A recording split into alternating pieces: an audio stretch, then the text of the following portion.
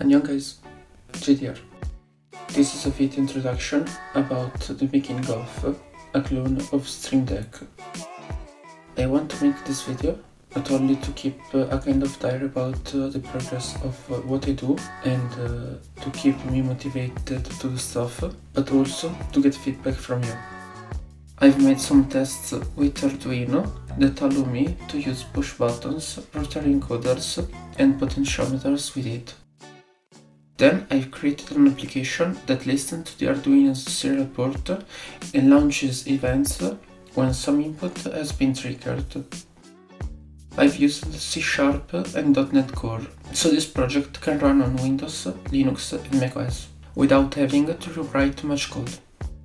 For now, this application allows only to read push button state from the Arduino serial port, and if a button has been pressed and an action has been associated with that button, it launches that executable.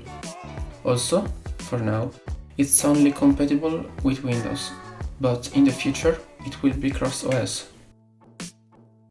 I've also built a front-end. This is a simple application that can help you configure your actions without having to make posts and get requests to the backend. And now, I haven't implemented that much. This app receives the hardware data from backend, and for each button, it allows you to configure an application to run. In the future, I've planned to implement more features, like post on Twitter, or change the system volume to 15%, and it will have for each application a different input mapping. The front end is made using React. To run it as a standalone application, I've used Electro.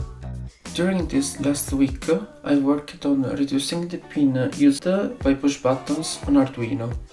I found, after some try-catch and researches, that I could use an 74HG595 IC to reach my goal.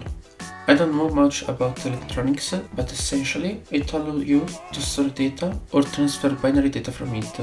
In this case, it stores the button's state and then send it to the Arduino and keep doing this forever.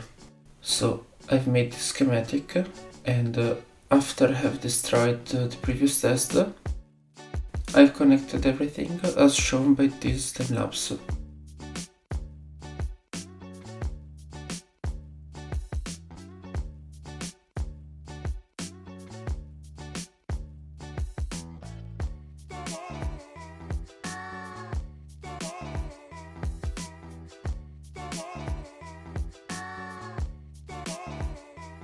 During the next week, I've planned to add a small screen to see the actions mapping.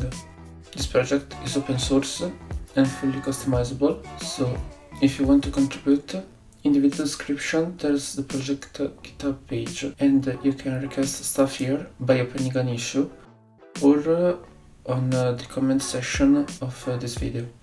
If you want, you can join my Discord server, leave a like and subscribe to this channel. Thanks for watching, have a nice day!